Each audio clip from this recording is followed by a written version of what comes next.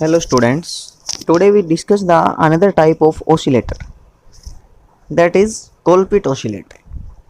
तो सबसे पहले जैसे हमने हार्टले oscillator पढ़ा था प्रीवियस वीडियो के अंदर, तो उसके अंदर उसके अंदर हमने पढ़ा था कि इंट्रोडक्शन उसका कैसे उसकी कंस्ट्रक्शन की जाती है, कैसे उसकी वर्किंग, उसके एप्लीकेशन और उसका एडवांटेज क्या है कि हमें हार्टले oscillator को रिप्लेस करना पड़ा किससे, कोलपिट oscillator से। तो फर्स्ट इसके अगर हम बात करते हैं इसके इंट्रोडक्शन के अंदर, तो सबसे पहले तो इसको इन्वेंट किसने किया था। This oscillator was invented by American scientist Edwin Colpitts in 1918। इसको सबसे पहले अमेरिका के एक साइंटिस्ट ने इन्वेंट किया था जिनका नाम था एडविन कोलपिट, और 1918 में इसको डिस्कवर किया गया था। और इस साइंटिस्ट के नाम के अकॉर्डिंग ही इस ओसिलेटर का नाम क्या हुआ भाई, कोलपिट ओसिलेटर। काम उसका भी सेम है जैसे हार्टले ओसिलेटर काम करता है। सबसे पहले तो ओसिलेटर क्या काम करता है, ओसिलेटर का हमने पढ़ रखा है। ओसिलेटर डीसी को एसी में कन्वर्ट करता है, या फिर बिना एसी सप्लाई दिए हुए वोल्टेज की मेरे को क्या मिल जाता है भाई, एसी वोल्टेज मिल जाती है मेरे को बिना सप्लाई दिए हुए उसकी। इसका मतलब सेम इसका काम भी हार्टले ओसिलेटर की तरह है। It is use to produce undamped sinusoidal waveform in radio frequency range. वही सेम काम करते हैं, अनडैम्प्ड ओसिलेशंस वेवफॉर्म करते हैं कौन सी रेंज में, रेडियो फ्रीक्वेंसी रेंज के अंदर। रेडियो फ्रीक्वेंसी रेंज कितनी होती है अपने पास, 20 किलो हर्ट्ज से लेकर 300 मेगाहर्ट्ज तक, यहाँ तक की रेडियो फ्रीक्वेंसी रेंज होती है। एक वर्ड अपने पास यहाँ पे यूज होता है अनडैम्प्ड साइनसोइडल। अनडैम्प्ड वर्ड का मतलब क्या होता है, देखो मैंने पीछे वाली वीडियो में बता रखा है कि सबसे पहले तो मैं बात करता हूँ किसकी, डैम्प्ड ओसिलेशन क्या होता है, जिस वेव का एम्पलीट्यूड टाइम के साथ क्या होता जाए, डिक्रीज होता जाए। अगर डिक्रीज होने लग रहा है एम्पलीट्यूड, तो वो जो ओसिलेशंस हैं वो क्या कहलाएंगे भाई, डैम्प्ड ओसिलेशन।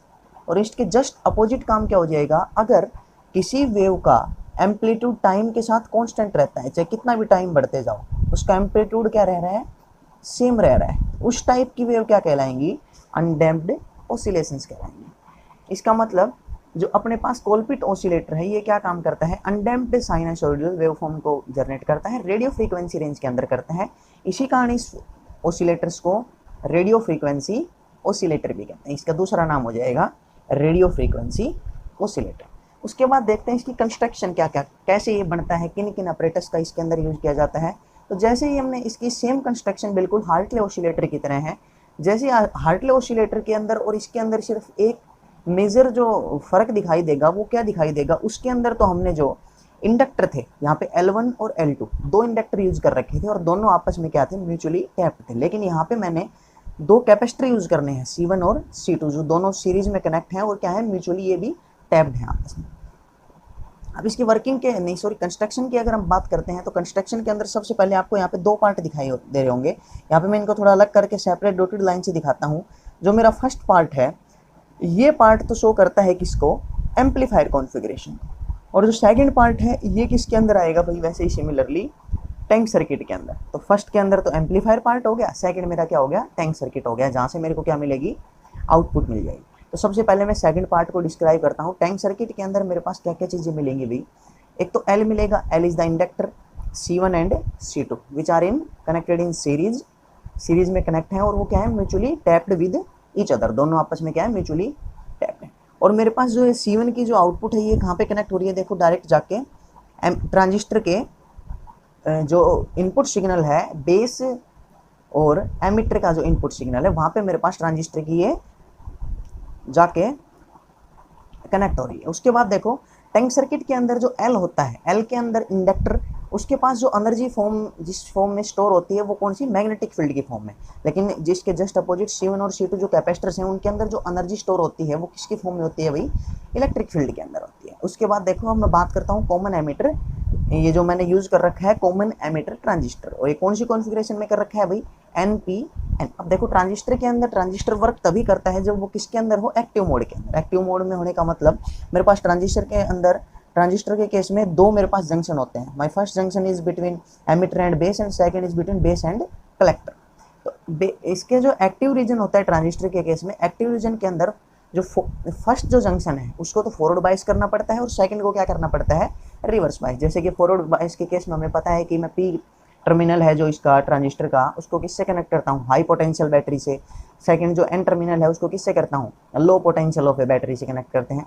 इसको कनेक्ट करने के बाद यहाँ पे मैंने एक यूज कर रखी है क्या, रेडियो फ्रीक्वेंसी चोक। अब रेडियो फ्रीक्वेंसी चोक क्या काम करती है, देखो ये एसी सिग्नल के अंदर से, इसका काम क्या है भाई, देखो इसका फॉर्मूला जो इसके दे रखा है, एक्स जाई L is equals to 2 pi mu L, where L is the inductance of the radio frequency choke. इसके बाद देखो इसके अंदर दो मैंने कैपेसिटर यूज कर रखे हैं, C1 और C2 कैपेसिटर यूज कर रखे हैं, RF यूज कर रखा है। एक चीज और यहाँ पे RE यूज मैंने कर रखा है, रेजिस्टेंस जो एमीटर के अक्रॉस है, और एक मैंने क्या यूज कर रखा है, C यूज कर रखा है। C का काम क्या हो जाएगा भाई, ये प्रोवाइड करेगा लो रिएक्टेंस पाथ, किसके लिए, AC सिग्नल के लिए। और जो RFC का काम मैं अभी बता रहा था, RFC क्या काम करेगा, RFC AC सिग्नल को आउट करेगा किसमें से, DC सप्लाई में से, AC सिग्नल्स को ब्लॉक करेगा और DC को क्या कर देगा, पास करवा देगा, इसका काम ये हो जाएगा।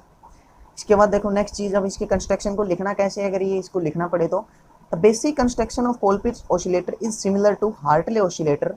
ये बिल्कुल किसकी तरह है भाई, हार्टले ऑसिलेटर की तरह है, with a different role of inductor and capacitor is interchange in tank circuit. Tank circuit के अंदर मेरे को क्या क्या चीजें चेंज करनी है, वहां पे तो मैंने इंडक्टर को म्यूचुअली टैप्ड किया था L1 L2 यूज करके, लेकिन मैंने यहाँ पे क्या कर रखा है, C1 और C2 को क्या कर रखा है, mutually tapped with each other in series. उसके बाद देखो here two capacitors C1 and C2 are tapped, ये बात मैंने पहले भी बता दी।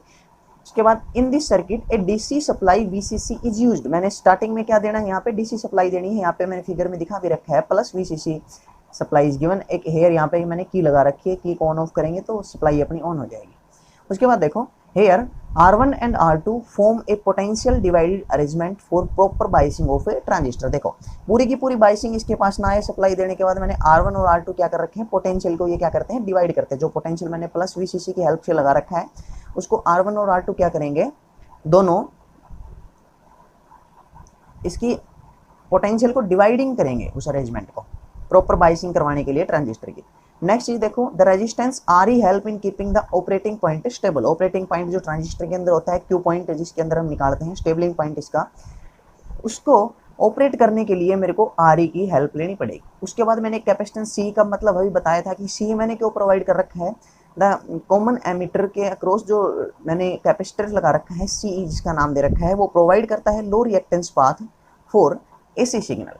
उसके बाद मैंने बताया रेडियो फ्रीक्वेंसी चोक का क्या काम था भाई, radio frequency choke keeps AC signal out of DC supply, the capacitor CI and C0 block the DC signal. और जो कैपेसिटर है मैंने यहाँ पे लगा रखे हैं, देखो C0 तो ये कैपेसिटर मेरे को दिखाई दे रहा है, और CI कैपेसिटर मैंने कहाँ पे लगा रखा है, बेस टर्मिनल के क्रॉस लगा रखा है। ये कैपेसिटर क्या काम करेगा भाई, ये DC सिग्नल्स को क्या करेंगे, ब्लॉक करेंगे, और AC सिग्नल्स को क्या करेंगे, आगे पास करवा देंगे। यहाँ पे जो कैपेसिटर यूज कर रखा है, इसका भी देखो कैपेसिटेंस कैसे दिया जाता है, छाई C is equals to 1/2 pi nu C। AC signals के लिए जाई C की वैल्यू क्या हो जाएगी भाई, डिक्रीज हो जाएगी, और DC सिग्नल के लिए क्या हो जाएगी, इनफाइनाइट वैल्यू हो जाएगी इसके केस में। अब नेक्स्ट मैं अगर इसकी बात करता हूँ कंस्ट्रक्शन के बाद इसकी वर्किंग की, कैसे ये काम करेगा, तो वर्किंग के अंदर देखो सबसे पहले मैं वर्किंग को समझाता हूँ। जैसे ही मैंने की को क्या किया यहाँ पे, जैसे ही मैं की को क्लोज करता हूँ, अब मैंने की को अगर क्लोज कर दिया, तो की को क्लोज करने के बाद अपने पास DC सप्लाई स्टार्ट हो जाएगी। यहाँ से अगर सप्लाई मिलनी स्टार्ट हुई मेरे को, तो सप्लाई स्टार्ट होने के बाद वो कहाँ पे आएगी, सीधी ट्रांजिस्टर के इनपुट सिग्नल पे, और इनपुट सिग्नल से मेरे को आउटपुट सिग्नल जो मेरे पास क्या है, कलेक्टर है, कलेक्टर के थ्रू IC करंट मिलेगा, मतलब मेरे को आउटपुट मिलेगी यहाँ से, और वो आउटपुट जा अक्रॉस द कैपेसिटर C0 कहाँ पे चली जाएगी भाई, टैंक सर्किट के पास चली जाएगी। और टैंक सर्किट के अंदर मेरे को दो कैपेसिटर दिखाई दे रहे हैं, कैपेसिटर C1 एंड C2। तो धीरे धीरे जैसे ही इसको करंट मिलेगा, इसको सप्लाई मिलेगी, तो C1 और C2 क्या हो जाएंगे भाई, यहाँ पे फुल्ली चार्ज हो जाएंगे। अब जैसे ही C1 और C2 फुल्ली चार्ज होंगे और सप्लाई मिलती जाएगी, फुल्ली चार्ज हो जाएंगे, उसके बाद क्या करेंगे, ये C1 और C2 के अंदर जो एनर्जी स्टोर होगी वो किसकी फॉर्म में होगी भाई, इलेक्ट्रिक फील्ड के फॉर्म में।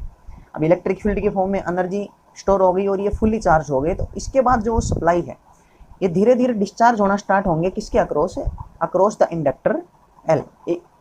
इंडक्टर L के अक्रॉस ये डिस्चार्ज होना स्टार्ट हो जाएंगे। जैसे ये डिस्चार्ज होंगे, फिर से इसको सप्लाई मिल जाएगी, और फिर से ये क्या हो जाएंगे, C1 और C2 चार्ज हो जाएंगे, और L को फिर से क्या मिल जाएगी, मैग्नेटिक फील्ड के फॉर्म में डिस्चार्ज होने के बाद यहाँ से एनर्जी मिल जाएगी। और यहाँ पे मैंने क्या L डैश इसको म्यूचुअल लगा रखा है इसके म्यूचुअल इंडक्टेंस की हेल्प से, ये क्या हो जाएगा, एल डैश के अक्रॉस मेरे को आउटपुट मिल जाएगी। और जो मेन बात इसकी आउटपुट मिलेगी वो सेम हार्टले ऑसिलेटर की तरह पॉजिटिव फीडबैक में मिलेगी।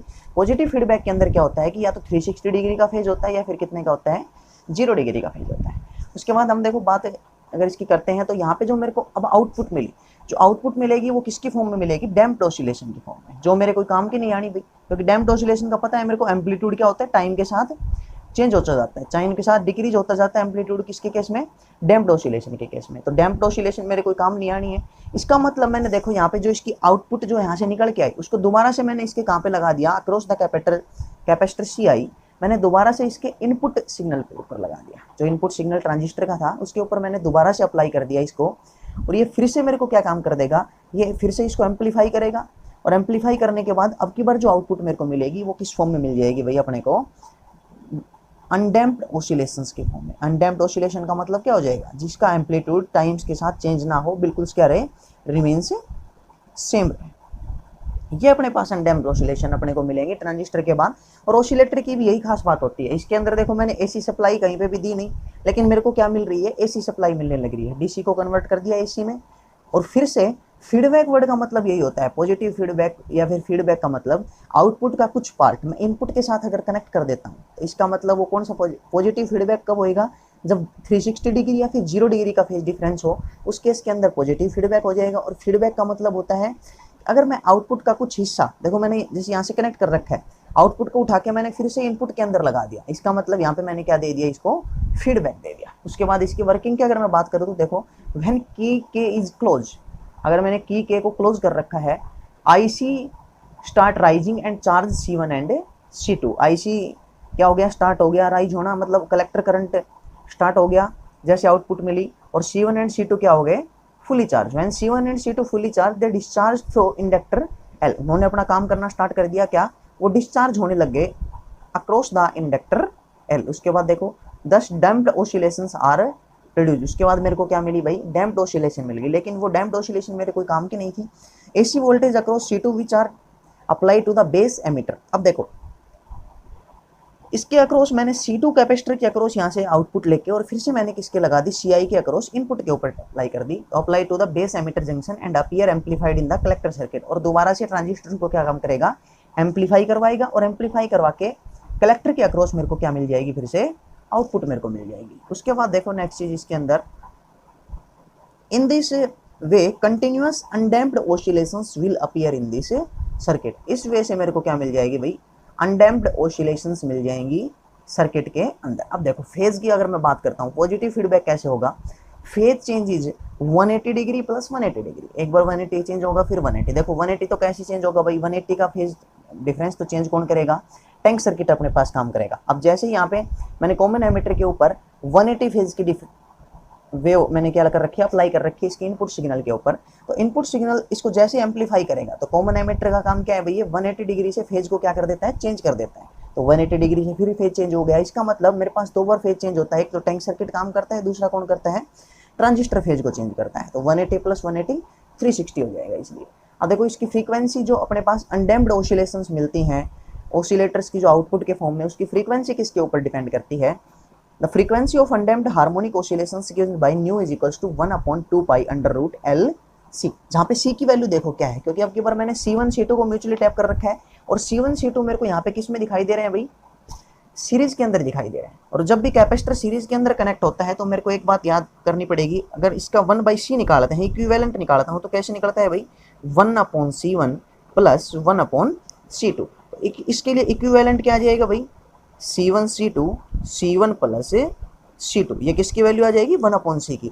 अगर मैं C की वैल्यू निकालूंगा तो क्या वैल्यू आ जाएगी मेरे पास, बताना, C1 C2 upon C1 plus C2, ये मेरे पास क्या आ गया, इक्विवेलेंट कैपेसिटेंस आ गया दो कैपेसिटर के अक्रॉस, जब वो दोनों किस में कनेक्ट हैं भाई, सीरीज में कनेक्ट कर रखे हैं मैंने C1 और C2 को। तो where C is equals to C1 C2 upon C1 plus C2। The output V0 can be taken out from the tank circuit by using L dash mutually coupled with L। मैंने देखो यहाँ पे L dash को mutually coupled कर रखा है किसके across, L के अक्रॉस। तो यहाँ से ये म्यूचुअल इंडक्टेंस के अक्रॉस मेरे को वोल्टेज यहाँ पे सॉरी V आउटपुट मिल जाएगी, जो कितने फेज की होगी, या तो 360 डिग्री की हो जाएगी या फिर कितने की हो जाएगी, 0 डिग्री की हो जाएगी। उसके बाद देखो अब हम बात करते हैं इसकी एडवांटेज की और एप्लीकेशंस की। क्यों हमने हार्टले ऑसिलेटर की जगह कोलपिट ऑसिलेटर का यूज किया, तो इसके उसके ओवर क्या एडवांटेज है हार्टले ऑसिलेटर के ओवर। तो इसके एडवांटेजेस को मैं अगर बात करता हूँ तो फर्स्ट एडवांटेज देखो इसका, it can generate sinusoidal signals of very high frequency. इसको जो यहाँ से जो मेरे को सिग्नल्स मिलते हैं साइनासॉइडल,